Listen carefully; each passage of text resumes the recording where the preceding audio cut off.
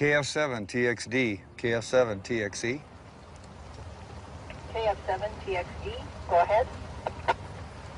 I'm leaving the ranch heading for the border right now for a check, routine check.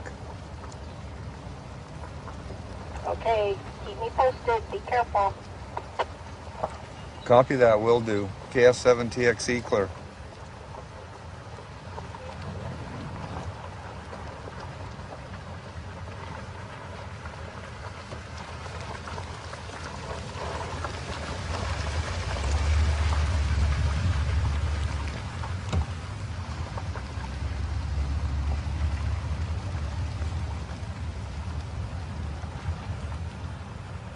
Right here, they cut this fence down. Cut it off. There's a road that goes all the way down to the gas pipe roads, and they brought in one vehicle that was very, very heavy. Obviously not drugs. I mean, they throw drugs over the top all the time. So for them to go to all of that work, you know, it worries you what was in that vehicle that they couldn't launch over the top. And the first thing I think of is weapons or, you know, some sort of a weapon that, you know, anything that would be very, very heavy would probably be uranium-based or something of that nature. So that's, you know, they were successful in doing it and only did it once. You know, they probably won't try it in this area again.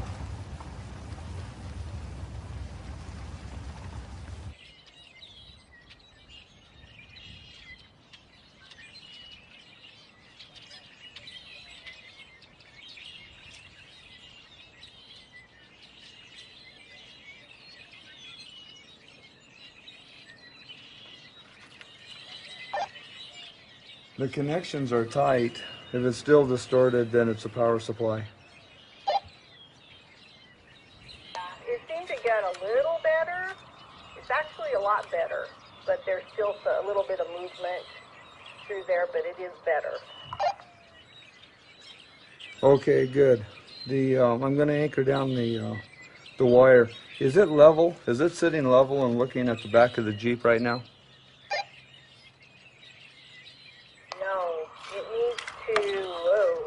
Yeah. Okay. There. That's much better right there. Okay. Is it clear? Yeah. Yeah, I think it's pretty clear. Okay. Good enough. Thank you. This one looks down the side of the house. It gets down the side of the house and out into the yard. This one looks down my fence line back towards the back. And then there's another one there that looks out into the field to my east.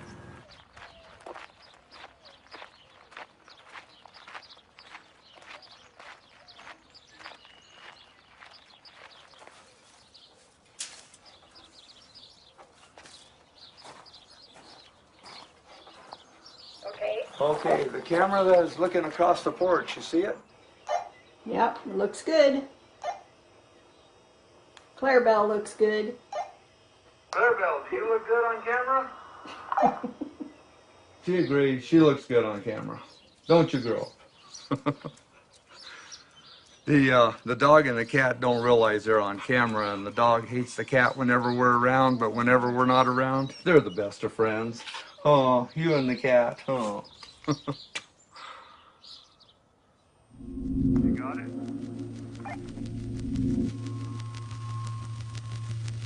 Yes. Okay, you see which camera I'm at right now? Yes. Okay, double click on this.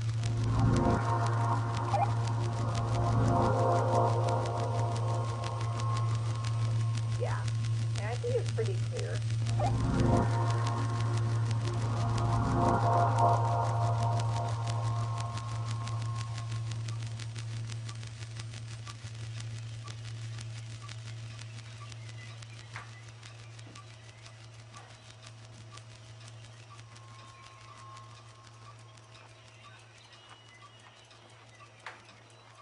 Before this big wall, before that was up, we've had them bring down the INS bus, 60 people at a time in my pasture.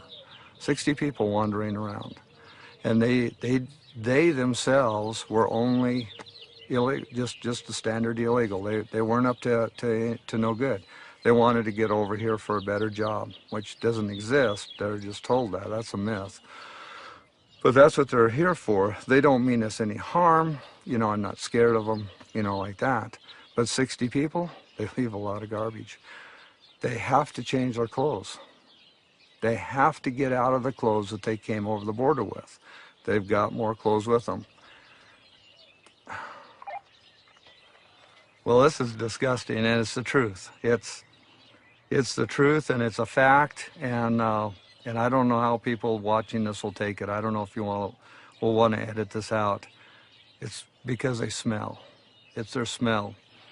A group of them can walk right through here, and if I come through here in 5, 10, maybe even 15 minutes, I can still smell them, the lingering odor. They have to change that.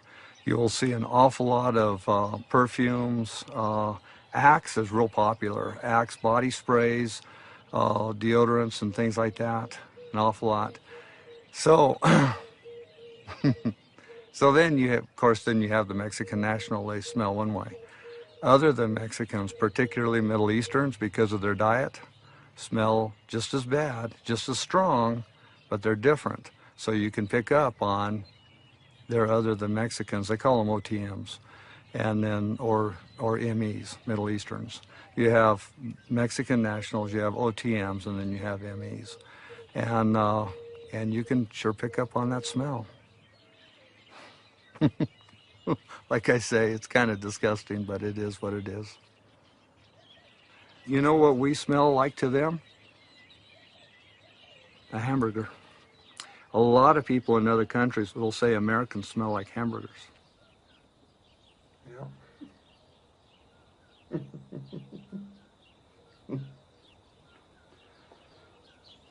When I was a kid, I was related to almost everybody down here. Virtually everybody down here I was related to. But more people are moving in, and they're not overly friendly to us types.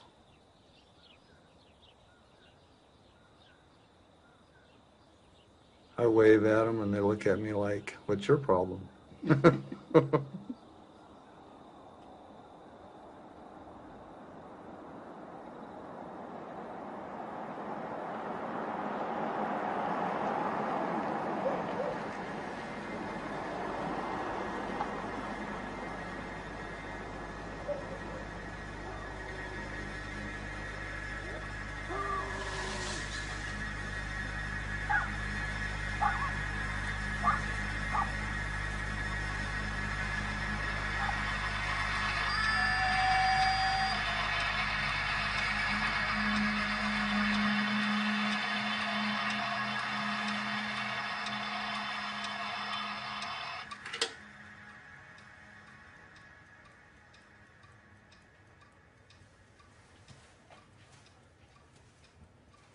Next to our beds, we do keep weapons.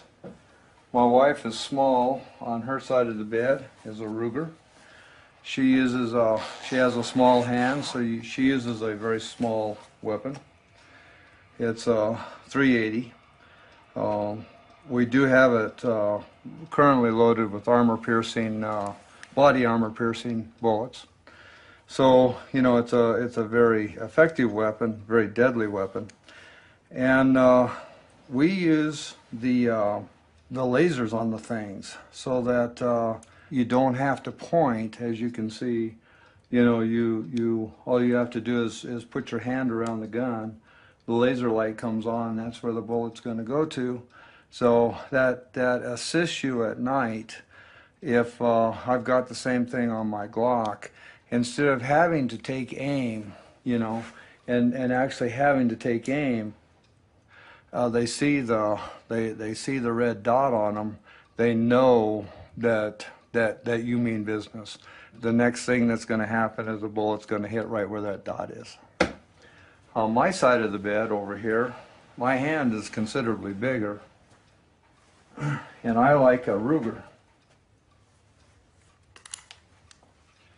The holster is one that you have to, that locks, riding the quads, etc. You know, the gun won't come out. This gun would be devastating to you. Like I say, we've got these here, and I would hate to have to come out of a sleep to use one.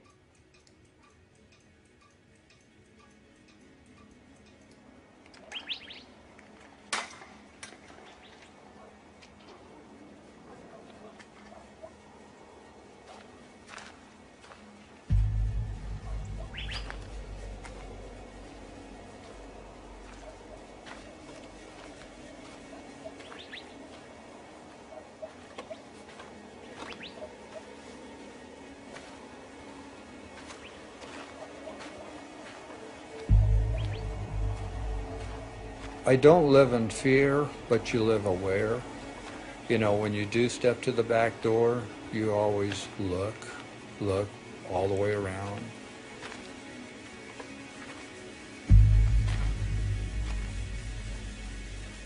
We seldom go outside without weapons. On my telephone, I have the FBI, Cochise County Sheriff's Department, NSA, Border Patrol, Bisbee Police Department. Everybody's on speed dial.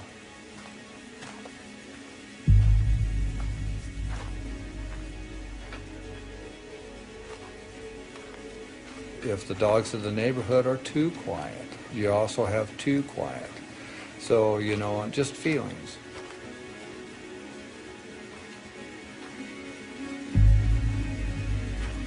It's not paranoia, it's just kind of a way of life.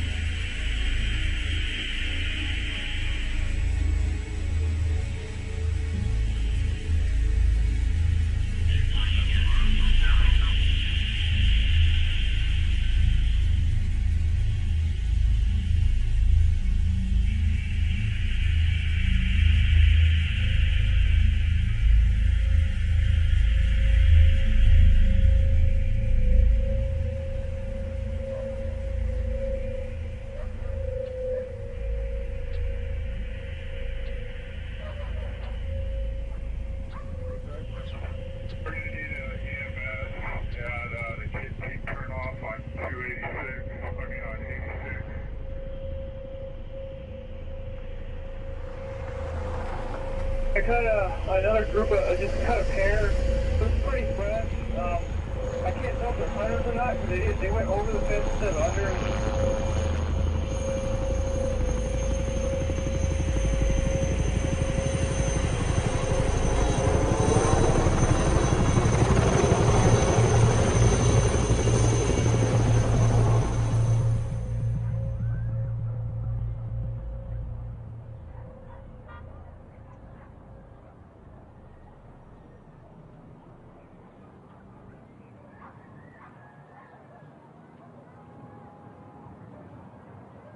If you're carrying an M16 rifle with a plastic stock and you make that plastic noise, there's nothing down in that canyon but an M16 rifle is going to make that noise.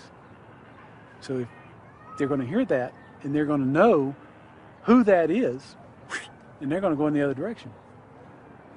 So there's a whole lot about equipment, about technique, about operations, about how you do things that are important. for officer safety, because you want that person to not know where you're at any point in time. Now, if you see the guy driving down the road, that's one thing. But if he's out on foot where he's vulnerable, more vulnerable, don't want to disclose your location until you're close enough to touch him.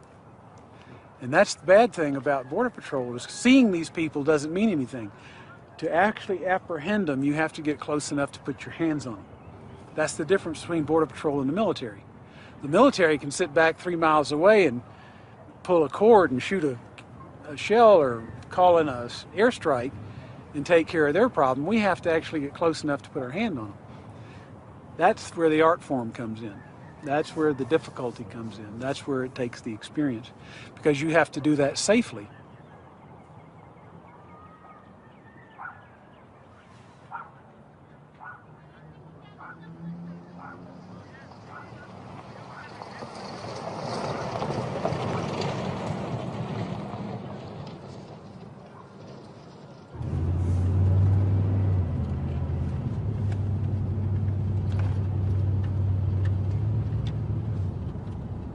There's a camera pole. Watch a camera pole right there on top of that hill.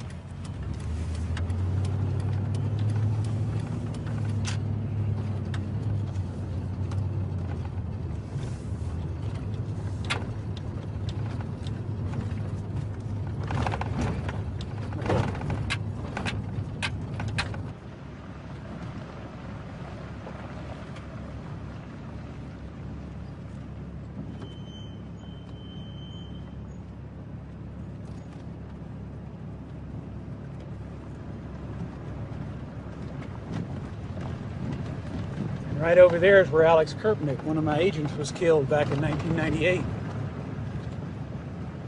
And shot right there by a drug smuggler. The bullet came out the back of his head.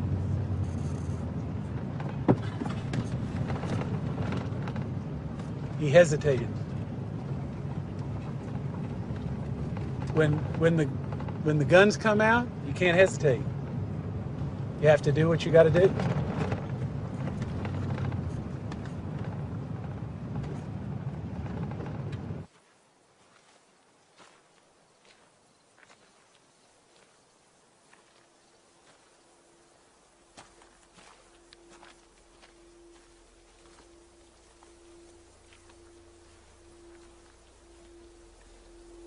You've got all this country up in those mountains where nobody lives.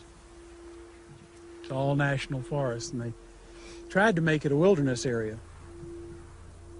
And as soon as they started limiting access, the criminals went in there and started taking over, and really made it a very dangerous place.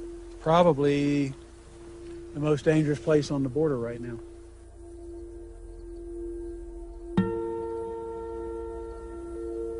This is the border. This is what you've got to deal with right here. And you have to deal with it in the rain, the snow, the heat, at night, whatever happens.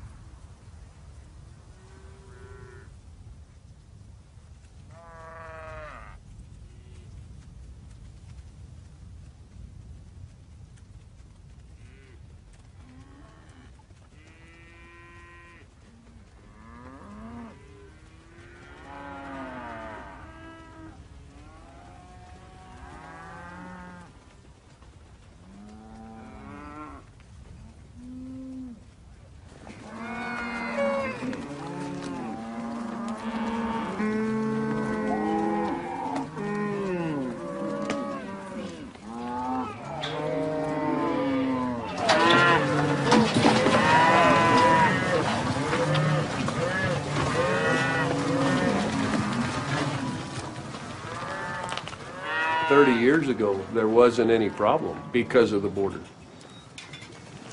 And then the immigration problem started, and then they started cutting fences, and then the Border Patrol came, and then they start chasing everybody. And so they tear up just as much as the illegals tear up. And so, anyway, that's what affects ranching, is there's always something going on the ranch with people or vehicles being chased. It's as much Border Patrol as it is illegals.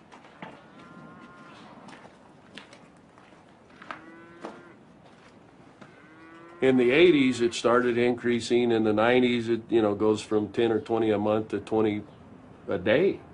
And then in the late 90s, it's a couple of hundred a day. And in the early 2000s, it's 200 or 300 a day. And then about in probably 2009, the big groups stopped. And then it'd be 2 or 3 or 4 or 5 maybe. But they weren't, you could tell they're not a good class of people. And they didn't want to come work here. They're coming as criminals, and they're coming to Phoenix or wherever. And they're involved in the drugs and the cartel and smuggling people, and so then they're going back and forth. The illegal numbers is way down. We still got them, but the drugs is, 3 or 4 times a week that they're coming through. So you tell me,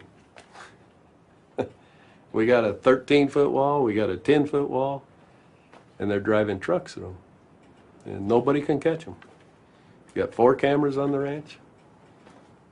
You've seen the big towers and all that. Nobody sees them, nobody knows about it, nobody catches them.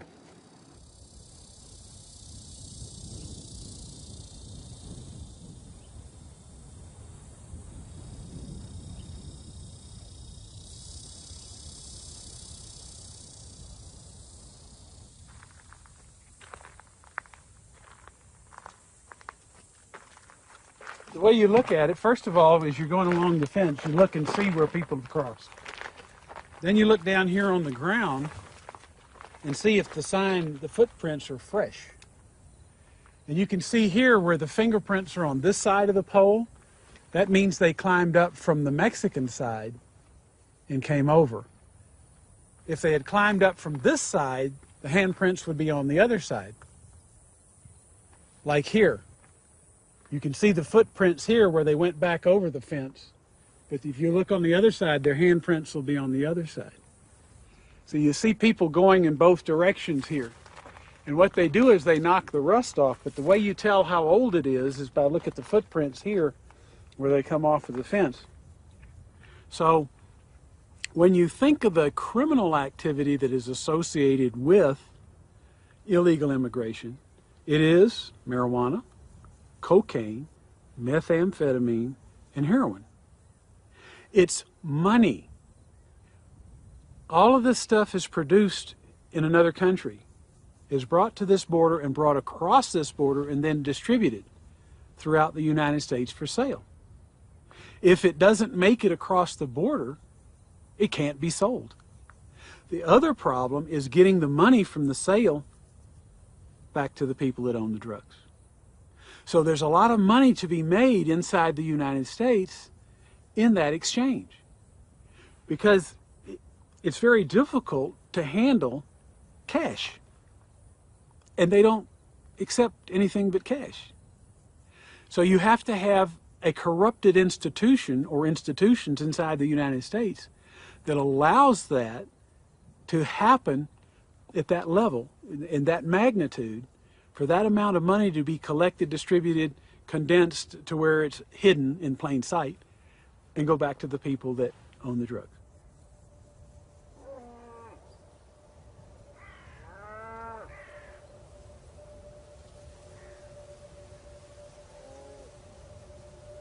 They had visual aerial surveillance on 7,333 aliens that came across the border west of here, of which the Border Patrol caught 410. Is that a secure border? No. If they had 410 get away out of 7,333, you're getting closer to a secure border. A really secure border is where nobody even tries to come across. And I am certain that that is not what the people in Washington, D.C. want.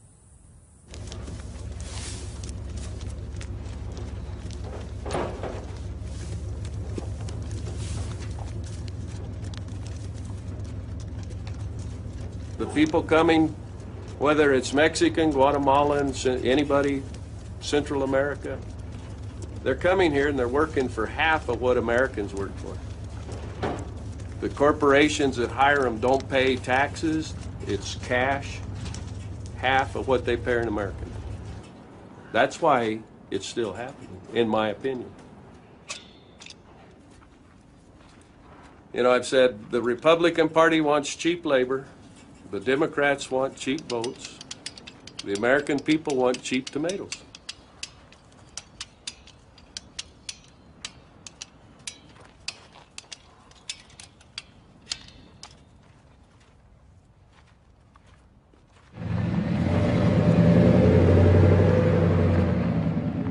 Well, up until 1990, there was no road up here, and there was no street lights, no wall. It was a barbed wire fence for the boundary between the two countries.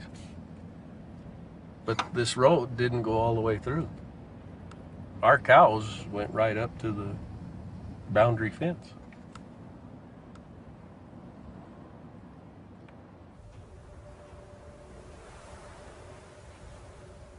America thinks that every Mexican's a bad person.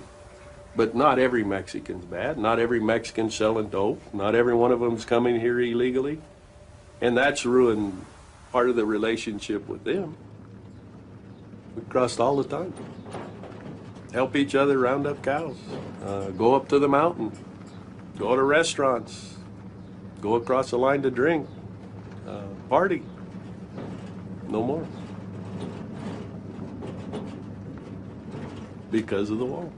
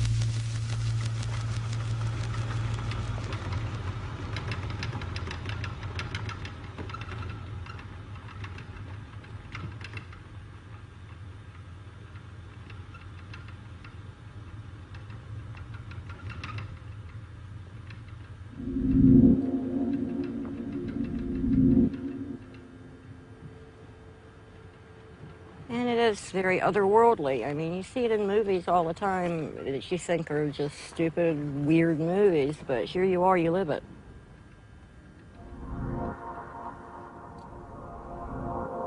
You know you're being watched. If you live here, you know it. Sadly, a lot of people have gotten used to it. I don't think we should. And it's our right to be able to come out on public lands to camp and be private and be quiet and not be interfered with. But they'll sit in their cars, the Border Patrol sit up on the mountainside and watch you camping, and we'll watch them watching us, and got the towers you know are always watching you. It's very creepy if you stop and think about it. It's like you're never really alone.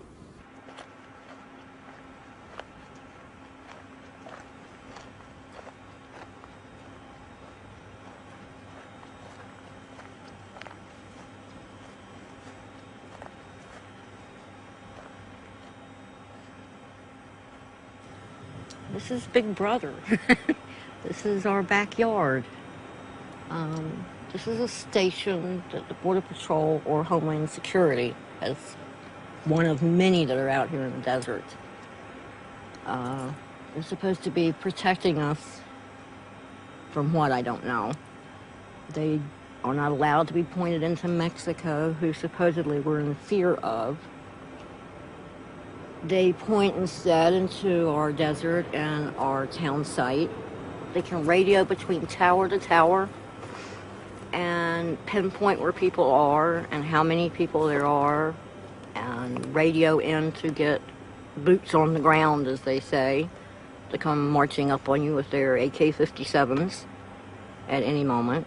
There's buried sensors out here you trip without even knowing it, and you get come down on once again with guns, horses, ATVs, whatever they happen to be on at the time. And it's like, for instance, the mountain over here is Baba Kivri. That is a holy mountain to the Native Americans. And to me, this is the holy mountain to money right here.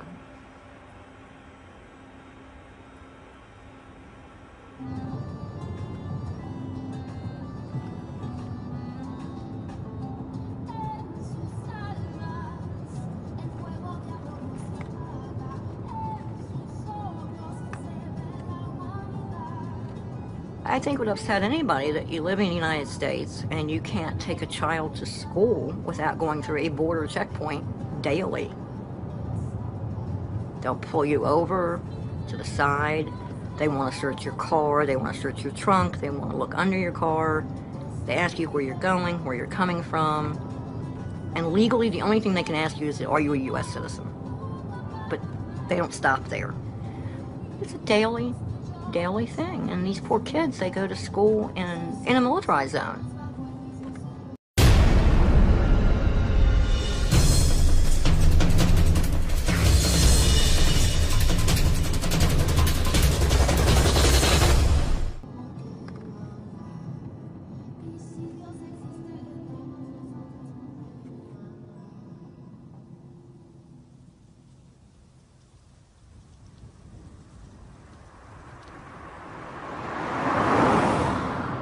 It's hard to teach them any trust because the outside world is constantly fear, fear, fear.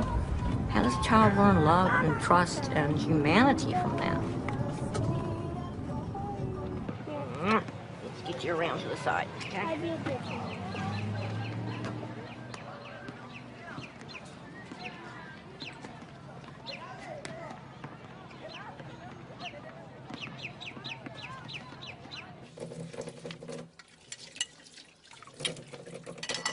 This war at the border is a war on us. It's not a war at the border. They've locked us down in this country, and they're locking us down harder and harder all the time.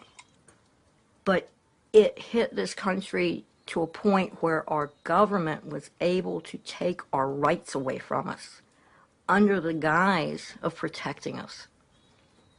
And it turned these border issues into a war against us.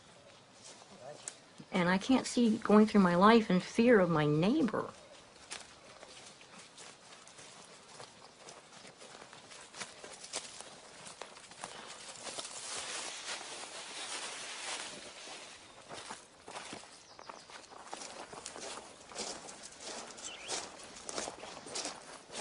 Hola, somos amigos.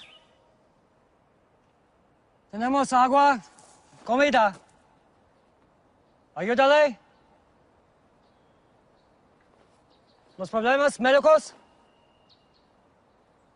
Somos amigos. Okay. I don't know. Over there, that's, yeah, I think over here it's a little bit. Yeah, I think this one's better because this is more of a shaded. Yeah, so a few years ago, late at night, maybe around midnight, a young couple showed up at our back gate, freezing. They were well underdressed, who knows how long in the desert. It was way below freezing, probably around 20 degrees. And they had their 2 young children, probably maybe 2 years old and 4 years old with them. So, and I really wasn't sure what to do. And you know, I got them blankets, coats, hats, and did all these other things, but I didn't bring them in the house. And even at that point, I wasn't real clear on the legal aspects of helping people that were, you know, traveling through the area. You know, looking back, I can say, well, I could have brought them in. It would have been no problem. Today, I would do that. But I look back now, you know, I gave them all this great stuff, but then I sent them on their way. Morally, I knew at that point that's what I should have done. And it shouldn't have mattered. You know, what was wrong with me? I can do better than that.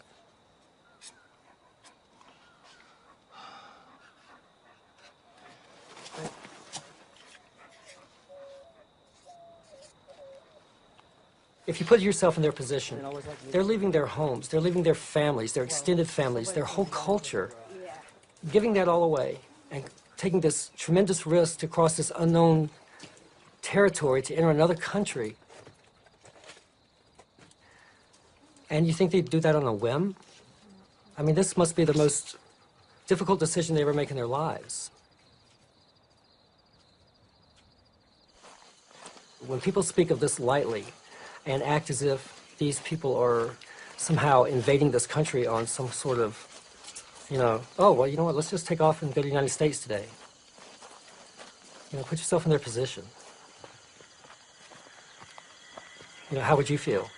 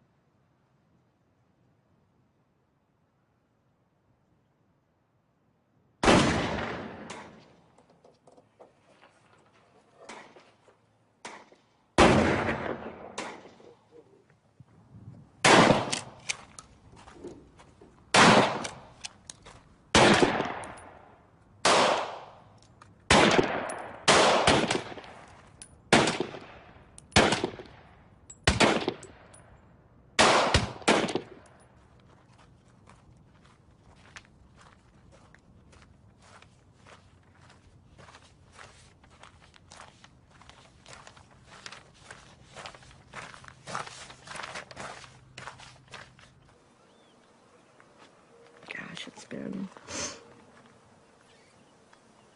gosh, probably about 5 years ago now.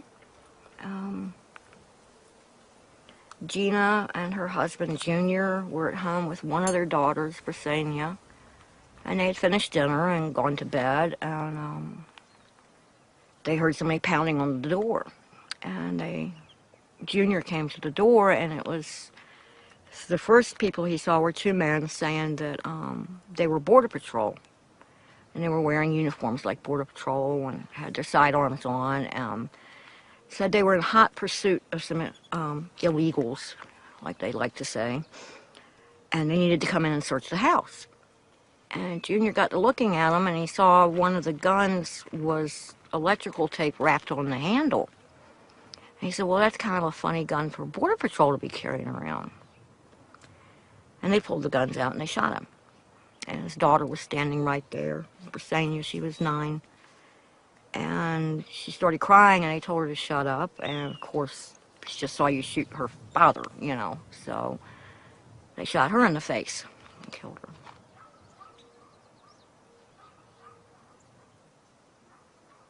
But it came out that it was this militia group, which out here on the border there's several different groups, but they're all militia type groups. They wear uniforms to try and look like they're military, Border Patrol, whatever. They come out, you know, oh, we're going to protect our border and we're guarding the United States and we're wonderful, wonderful people. They always hassle the locals, give us a hard time, saying that we're just, you know, we're not good Americans because we're not guarding our border from these poor, destitute, starving people coming across.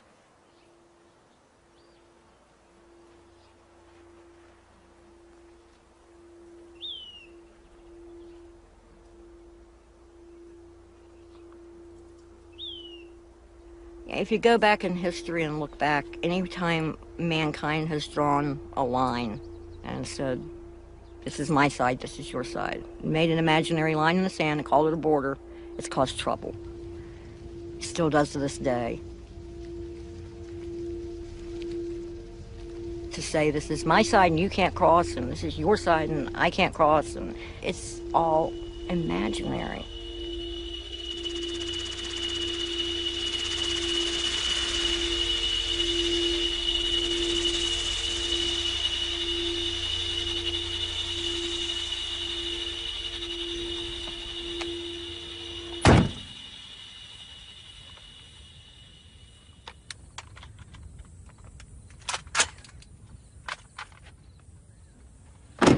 Inside this brush here is a creek bed, and they use it to hide while they're waiting to be picked up. You can walk up through some of these little paths coming out of there, and sometimes if you're lucky you can find somebody hiding in there, but they may not be happy to see you.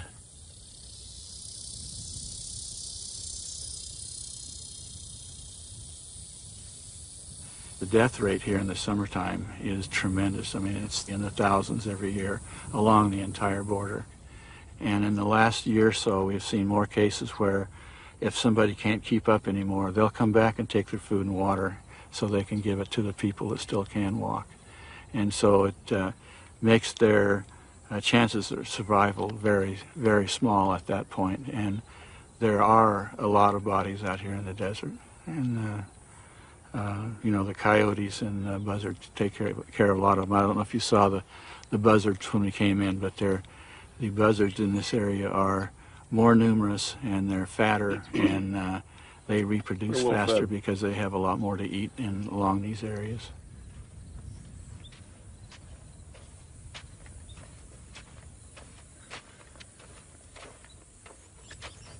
We're not kids anymore, you know. A lot of us are retired and we spend time in the desert, and sometimes we'll come out 3, 4, and 5 days and stay out here.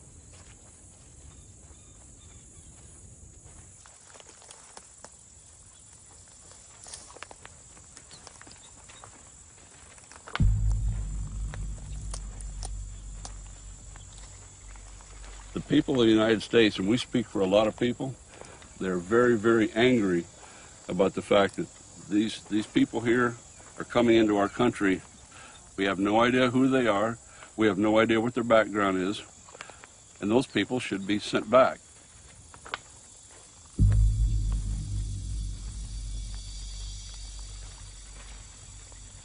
They're not the kind of people that builds a country.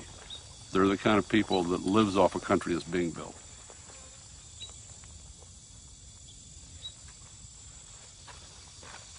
They're all over the United States. They're your new neighbors.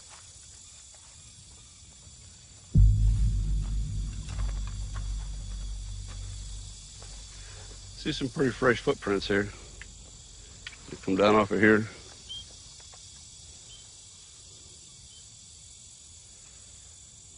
Well, it's within the last couple of days. You can see here where this.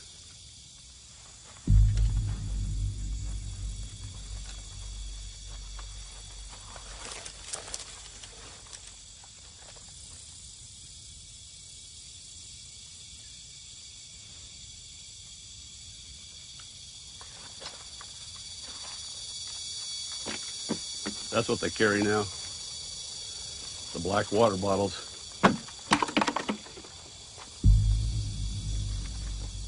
He and I are both veterans of the Vietnam War, so the first time I came out on an operation like this, I felt like I knew exactly what was going on, and basically I had been trained for this exact process. So in effect, I was just trying to get a little bit more mileage out of that training that the United States Army was so generous to give me. So generous.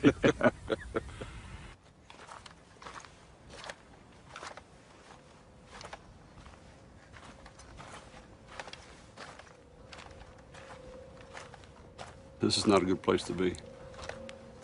Not a good place to be. You never know when things can turn bad and sour, and this place always has a potential of doing that. This was not here last time, but it's pretty putrid, but it wasn't here last time.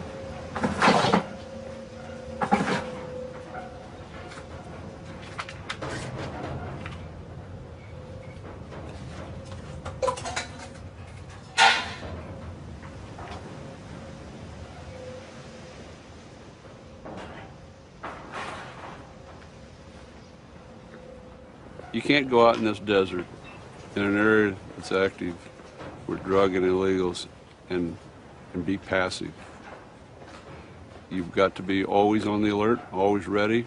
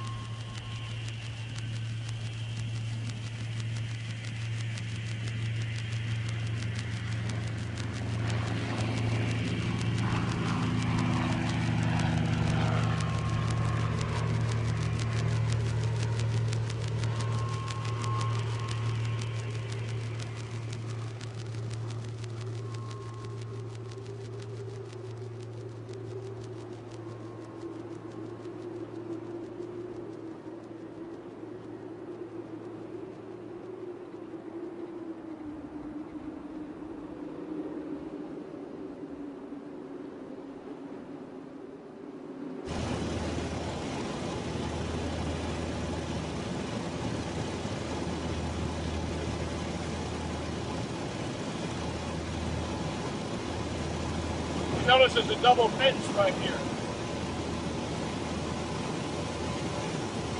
And as we get out here, it becomes pretty small. Now, see how small the fence is here?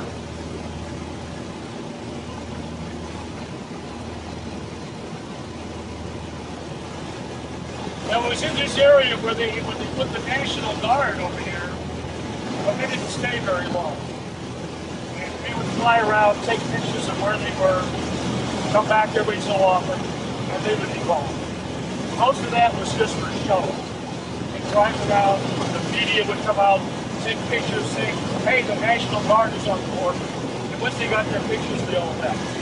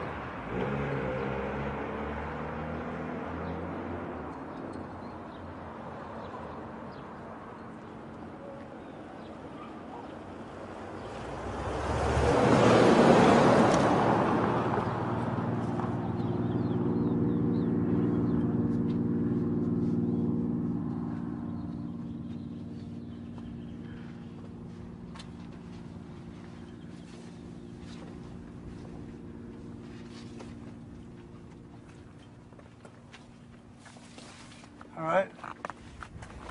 You want to get this one in the center, do you think? Yeah. All right. See, 1, 2. Yeah, that's good. Let me see if I can get a picture of this thing.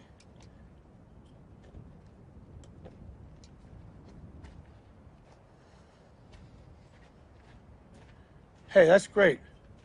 We'll put this up on the internet. That's pretty nice. It's not racist to say I want to protect my border. We don't know who's crossing the border. We don't know if they have bombs or they're murderers or anything else. That's why we have borders, to control that sort of thing. When they say the border is secure, that's insanity. It is out of control. So what we will do is fly over there, and then when we hear the report, we will know, and they give the location, we will fly right over it and take video of what was going on.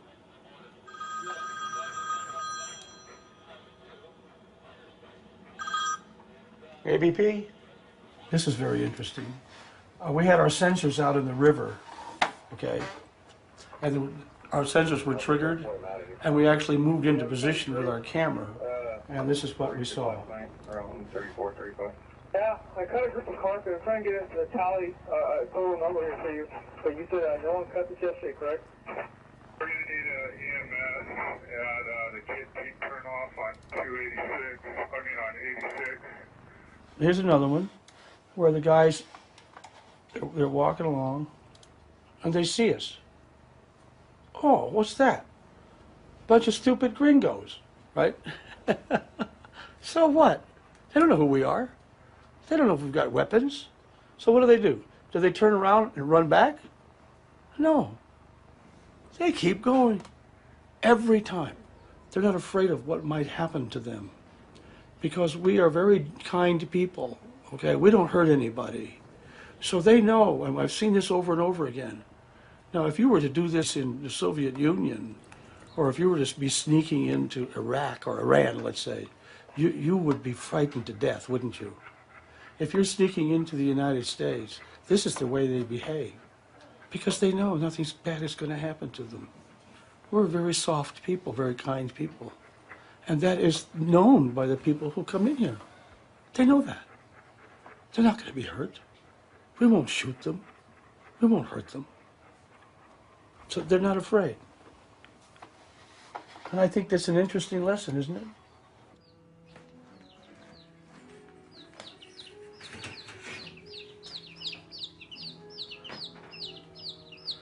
George loves these chickens. He sits by hour watches them. Starlet likes them too.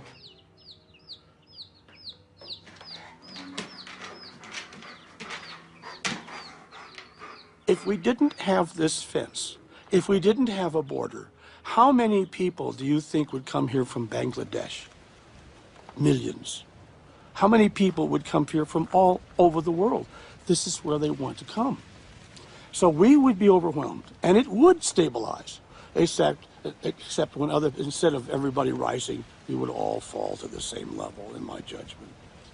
I think we are the last best hope of the universe, you know. We listen in the dark night sky for signals coming from other planets. We hear nothing. We hear nothing. We may be all alone. And if we're all alone, and this is the finest nation in the world in terms of freedoms and the principles upon which it built, am I standing here as the sole guy in the whole galaxy trying to save the future of the human race? Maybe I am. Wouldn't that be funny? That would be strange.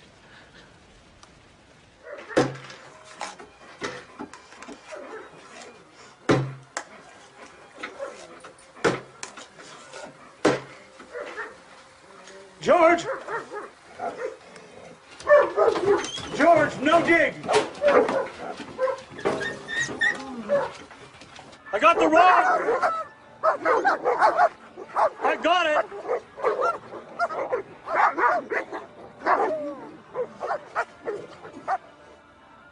We know how to fly to Mars. We can go to moons 40 years ago. We can do all of these things, okay?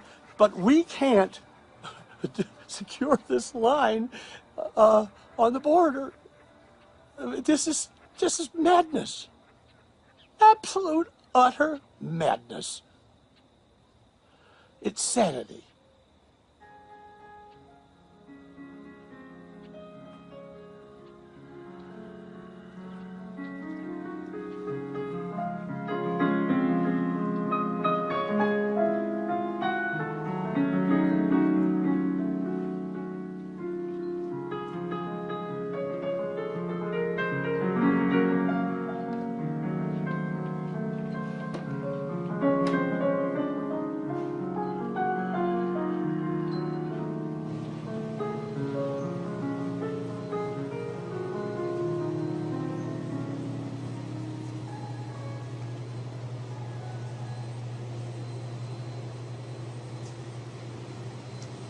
You can see almost all of these are migrant remains. So you can see that the number is 2013. That means calendar year 2013. And then our case number is 990. If we take another example down below, here we have 2013 case 750. And then they have Doe written on there.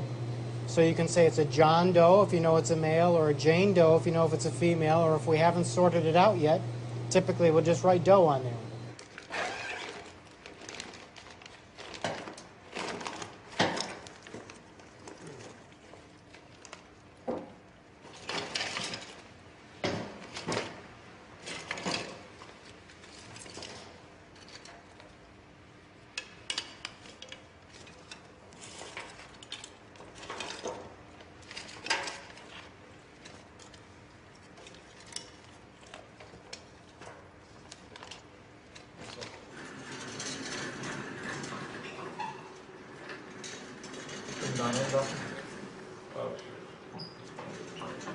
Hey, question?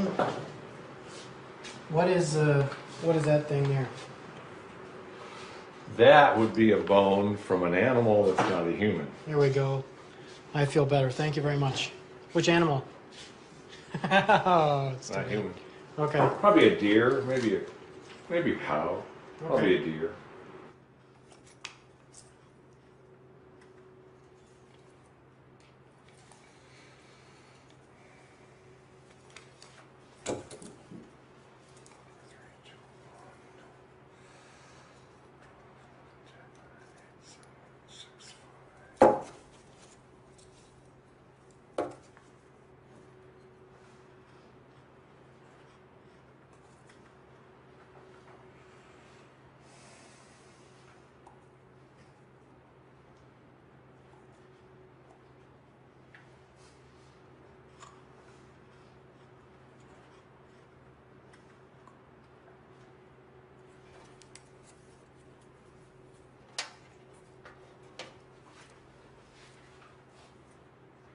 Yeah, they're all puzzles, right? There's about 200 bones in the adult skeleton, and when they're broken, there's even more. We don't have them all. But it's a puzzle we've seen before. It's a very recognizable puzzle. It's got enough pieces, like a jigsaw puzzle. It's got enough pieces for us to get a real good idea of what he looked like in life.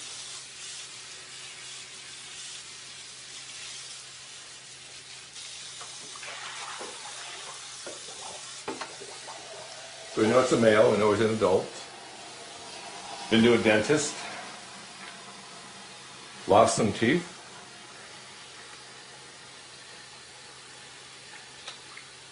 Probably made it to his 30th birthday, but maybe just a few years younger. Looks to have some degree of Native American ancestry, so either American Indian or Hispanic. He's not exceptionally tall. I can tell from those two thigh bones. So he is right now, a very average, based on the 2,100 bodies and skeletons we've gotten in this office for the last 13 years, he would be very typical of hundreds and hundreds of young men, both identified and unidentified, that have come through this office in the last 13 years. Well, he's a person, you know. We all have mothers, fathers. Most of us have sisters, brothers. Some of us have children. He's got some of those same relatives. And those relatives haven't seen him probably for 1 or 2 years. And they probably don't know what happened to him. Unless they were with him when he died and they know he's dead, but his body was left in the desert, they don't know. So you compound the misery and agony in a family of not having that person there and not knowing if they're alive or dead or imprisoned or suffering, or even have their bodies been found yet. So that's why we do what we do.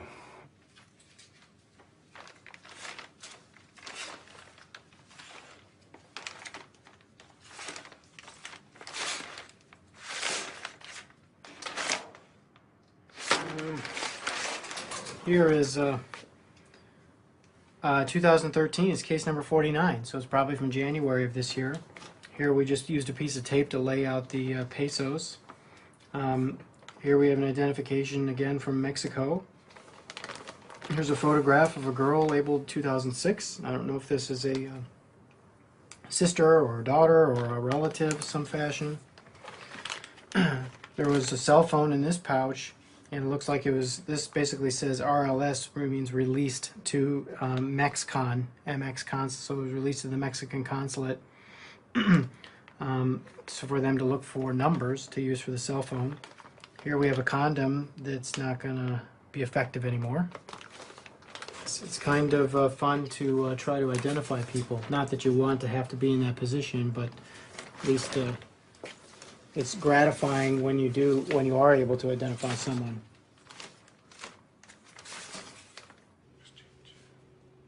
If you can't let people stand in line and pay a fee in a timely manner, they're going to sneak across. I would do it. You would probably do it. People do it all over the globe, right? All over the globe, international boundaries get infringed upon by other people, typically those people that are going to do lower paying blue collar jobs. So my feeling is that we should let these people in to do those jobs, or we should keep them out of Arizona. But right now we don't do either. We make it hard for them to come here legally, and at least in southern Arizona, away from the urban areas, we allow them to get into our desert. Some of them die, some of them make it to their destination. What are you going to do?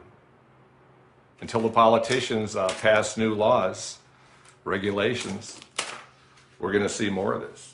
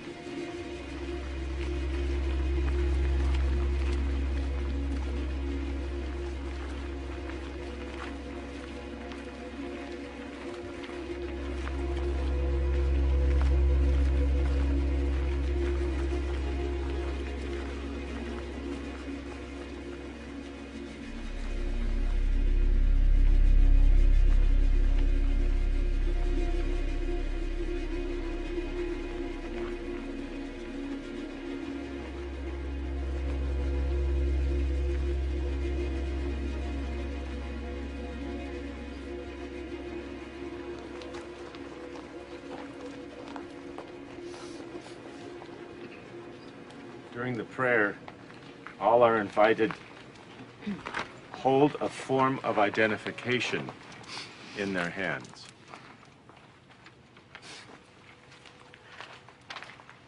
God, who lives beyond all frontiers of space and time, in situations of fear and uncertainty, remind us of who we are and how we need to identify ourselves to the world. Help our lives to become a great celebration of all who we come to know each day, rather than a great denial of those whom we fear might harm our own status if we associate with them.